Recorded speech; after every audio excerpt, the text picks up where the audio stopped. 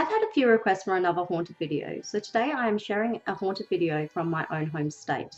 Many of those who have visited or live in South Australia may have seen or walked through the stunning Adelaide arcade, unaware of its tragic past. This Haunted Australia video will be in 3 parts. This is part 1. There has been 3 deaths since the opening in 1885, which all 3 go into great detail. This is the reason why I'll be doing it into 3 parts, because the video will just be too long. The first death that we will be looking into is Francis Cluney. If you have a weak stomach or don't want to hear details of the death, please stop watching now.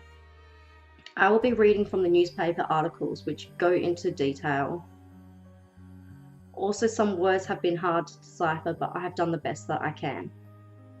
If I say any names wrong, I apologise. I'm saying them to the best of my ability.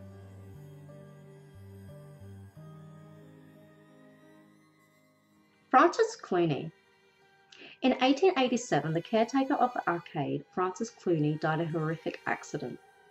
Adelaide Arcade was one of the first buildings in South Australia to have electric-powered lights, which is the actual cause of Cluney's death, since he had fallen into the electricity generator when he went to investigate flickering lights.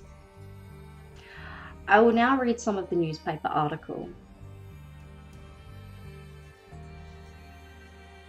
I'll have links to the newspaper articles in the description below if you'd like to see them for yourself.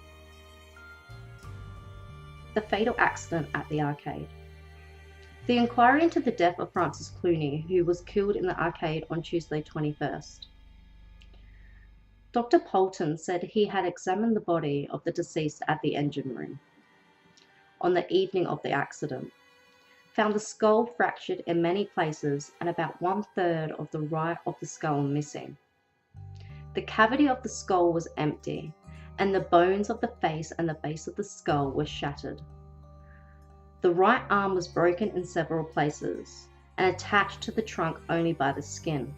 The right forearm was shattered near the wrist, and the ribs on both sides of the upper half of the chest were broken in many places.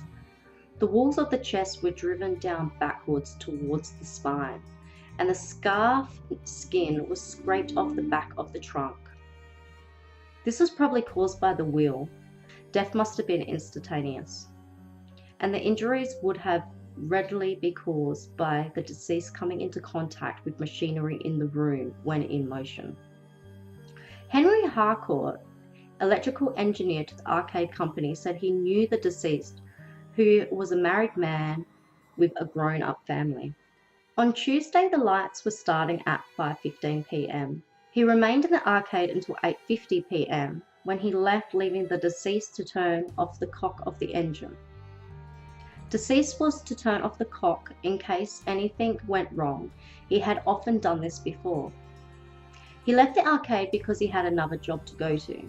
He had the consent of his employees to attend the other duties, but he had no permission to leave the arcade that night. The job was to put up the 3 electrical lamps. He did not tell any members of the company that he was going, and only had permission to take other duties in the daytime. He could not remember who gave him such permission, considered it quite safe to leave the deceased in charge of the electrical lights if he had done as he was instructed. A policeman came to witness and told him that there had been an accident, found Cluney dead, his head inside the flywheel and the bed of the engine. Felt so hurt that he could not look at the body. Could not imagine why the deceased was doing on that side of the engine. He often cautioned him not to go near the belts and wheels. There was nothing wrong with the engine or lights on the night of the accident. Larrikins sometimes troublesome, and witness thought deceased must have gone in to turn the tap off because they were getting troublesome. Clooney was a very steady man and much respected. Deceased used to help him to start the engine. The engine was only 12 horsepower and was going at a full speed about 120 revolutions per minute. Walter C. Sims, machinist at the advertiser office, said he was in the arcade at about 8:12 p.m. and noticed the whole of the electricity lights went out. Saw a young man named Home rushing out of the engine room calling out, "There is a man killed." went in with the police officer and saw a man in the bed of the engine, recognized the body of that of the beetle, and assisted to remove it. The cause of the stoppage of the engine was the body being so tightly wedged in between the wheel and the engine.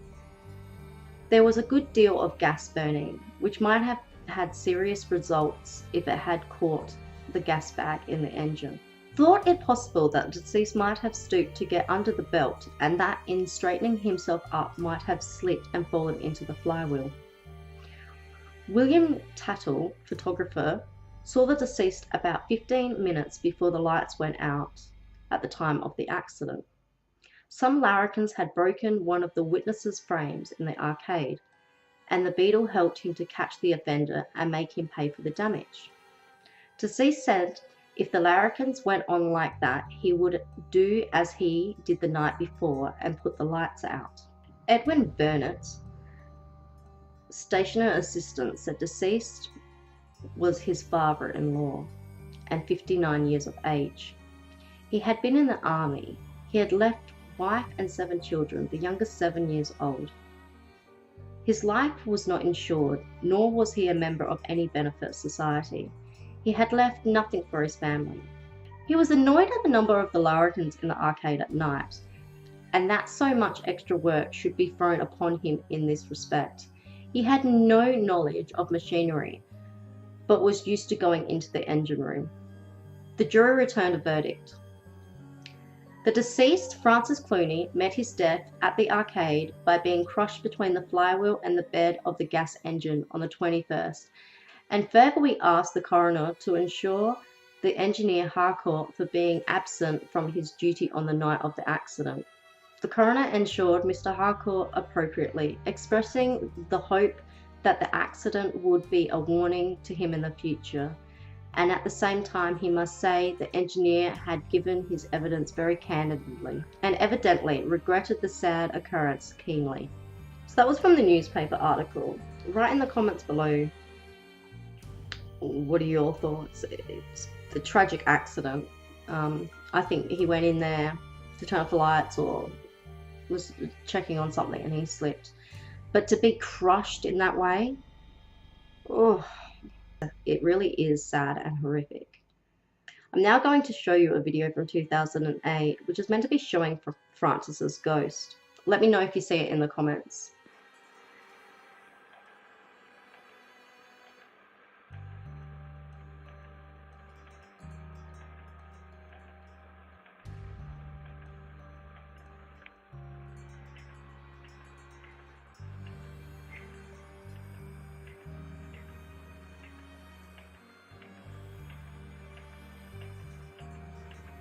Part 2 will be coming next week.